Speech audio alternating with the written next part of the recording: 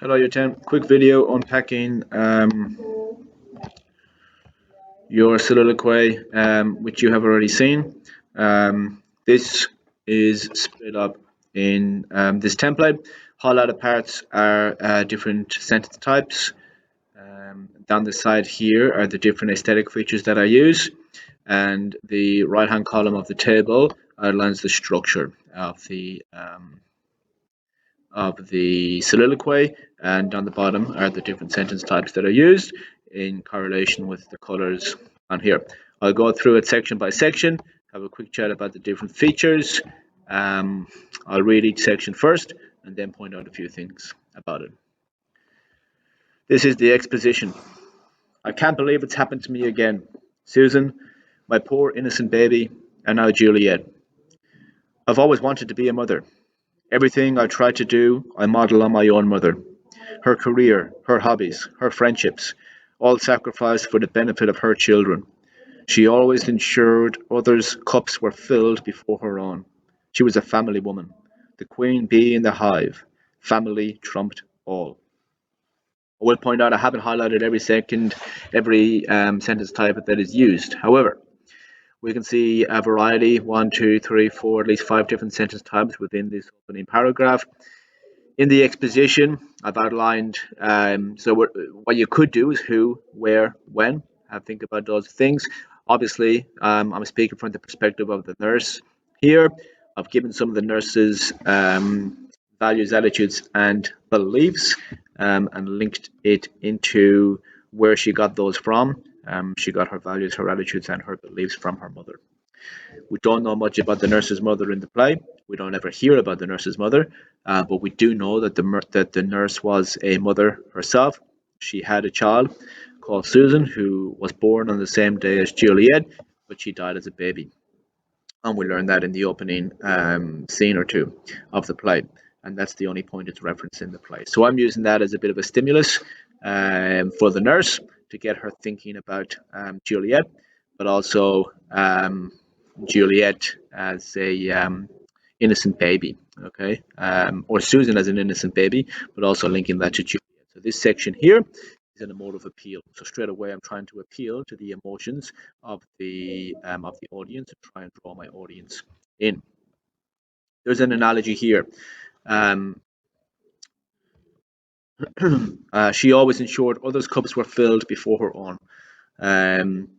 The nurse or the nurse's mother was always worried about her own children. She was worried about her own family. She was worried about everything else, everybody else.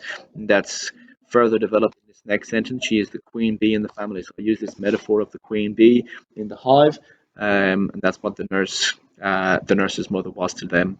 Her home was the hive. She was the queen bee within that, and she looked out for everybody else. There's a very short sentence at the end of the exposition, really highlights the values, attitudes, beliefs of the nurse and how she tried to live her life. Family trumped all. And I think that sentence says everything about what I was trying to get across for the nurse and from the nurse's perspective. And that is the exposition. Very, very short intro. I haven't really said where I am. Okay, so the setting I haven't quite done. Remember, it is a bit different to a story because you're speaking to your audience. You're going to be looking at them, and you're going to be speaking from the place in which it is set. So it's not necessary to say I'm sitting in my bedroom doing this because we can see that. Okay, so that's one distinct thing to think about. Rising action is this next section. So the rise in action, the conflict becomes more intense as complications are introduced. So what complications did the nurse have? I distinctly remember my first day of school. Sitting in the car, my excitement turned to fear as the black menacing gates gobbled up student after student. The bell's eerie laugh echoed through the playground and cascaded into the car. It didn't feel right. My mother, as calm as a gentle flowing stream, looked back at me with a caring smile. She knew me more than I knew myself and wanted the best for me. She sucked in the venom of the bell, inhaled all of its ferocity, and breathed out just what I needed. Her voice, as soothing as the warm sun on a winter's day, reassured me. It's okay, honey. I'll be right here this afternoon to pick you up. You have nothing to worry about. Hand in hand, we strutted through those gates. Before she left me for the day, she looked into my eyes and smiled. She didn't need to say anything, and she knew it. Her strength and gentleness, the values that inspired me in my motherhood, made her the woman and mother she was.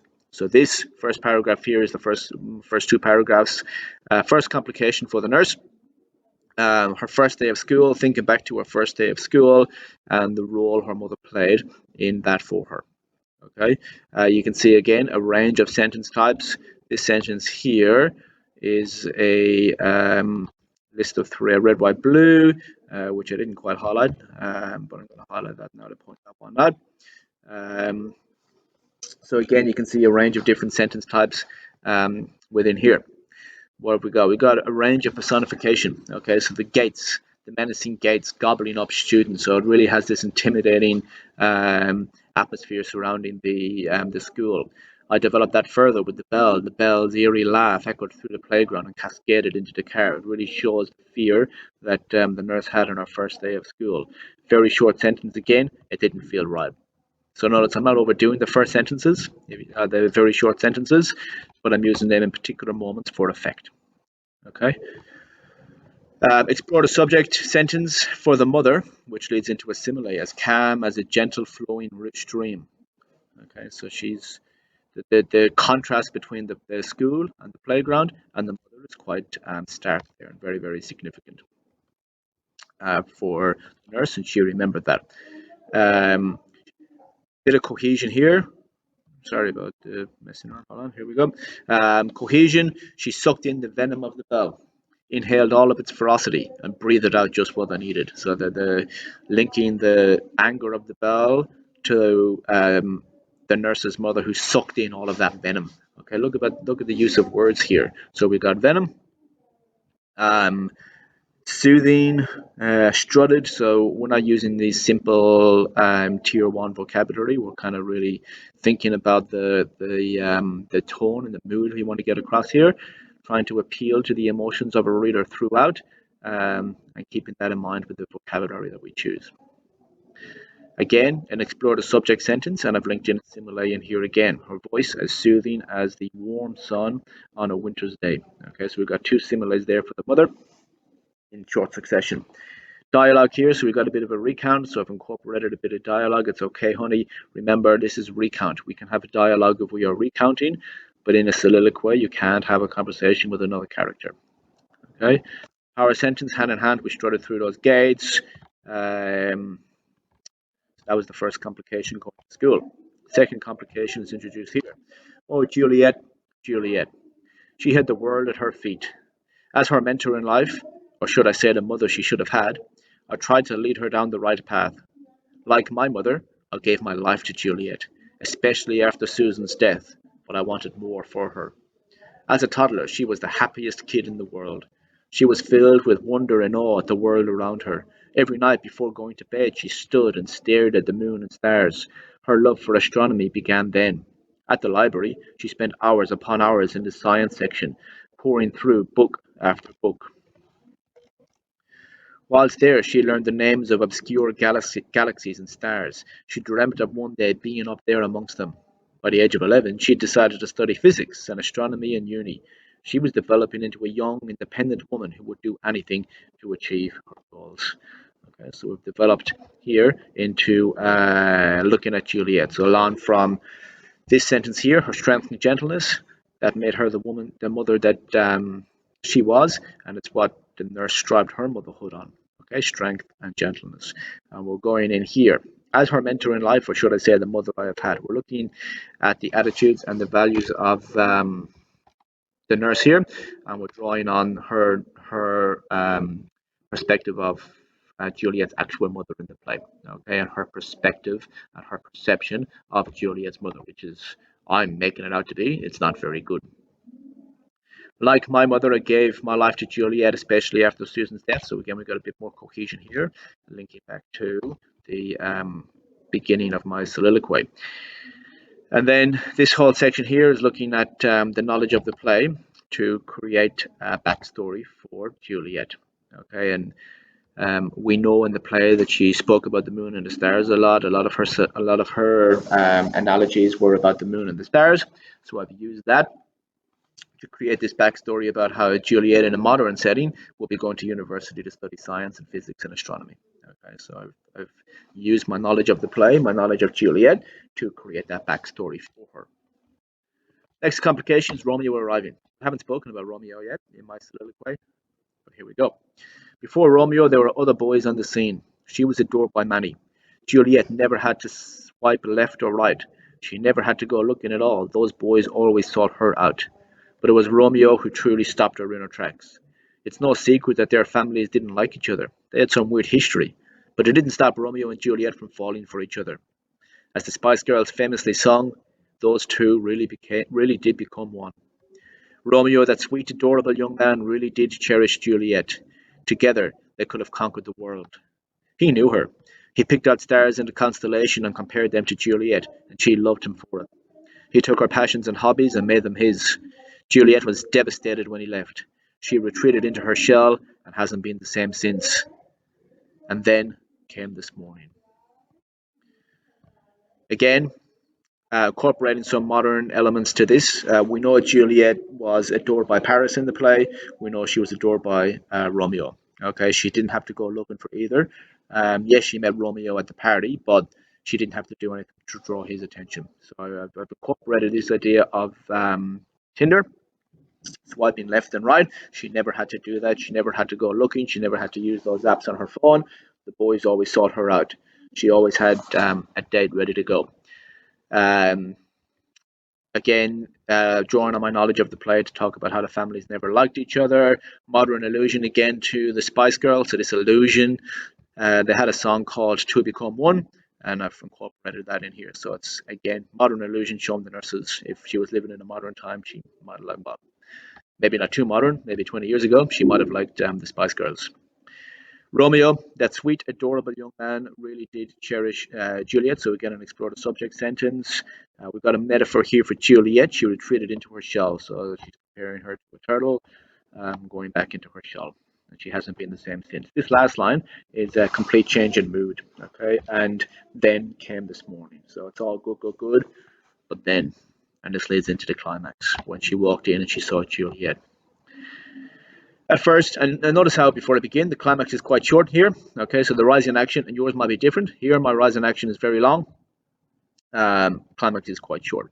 At first, everything seemed normal. She lay on her bed, always. So peaceful and, I'm going to change that, sorry, as I go. She lay on her bed, and I'm going to put the there. Always so peaceful and angelic, dreaming about her beloved Romeo. The warmth in the room, empowered by the searing heat of the early morning sun, was suffocating. I knew Juliet was sad and upset. I knew she missed Romeo. I knew she was depressed. But I didn't do enough. Why did I tell her to get over him and move on, when I should have stood beside her? I didn't fill her cup. Strong and gentle, perhaps in my tone, not in my actions.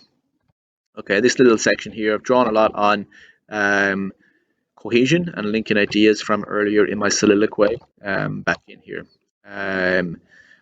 Obviously, I've got a bit about the room here because Juliet, or the nurse, is not speaking from the Juliet's room, so she describes how the room was like and what she remembers about the room when she went in there that morning, how suffocating it was, which really kind of emphasizes the emotion that she was feeling with the heat, and how it was causing havoc for her. So repetition here. I knew Juliet was sad and upset. I knew she missed Romeo. I knew she was depressed. So the repetition of I knew to really emphasize that point about how the nurse knew something was wrong, but I didn't do enough. So she's really blaming herself here. Okay, so straight away we can see the nurse blaming herself. We have a rhetorical question. Why did I tell her to get over him and move on when I should have stood beside her?